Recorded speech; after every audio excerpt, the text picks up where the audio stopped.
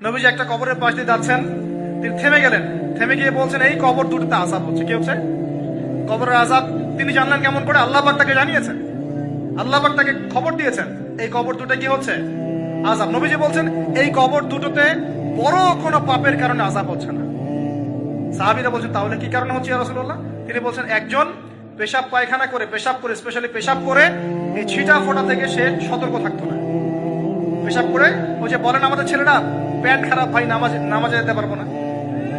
নামাজে ডাকলে বলে ভাই প্যান্ট নষ্ট। তোমরা ভালো করে হাদিসে শোনো, এই ব্যক্তি বড় কোনো পাপ করে নাই, সে পেশাব করার পরে পবিত্র হতো না, মানে ছিটা ফোঁটা থেকে সাবধান থাকতো না, এই কারণে কবরে আযাব দেয়া হচ্ছে। বলেন নাউজুবিল্লাহ।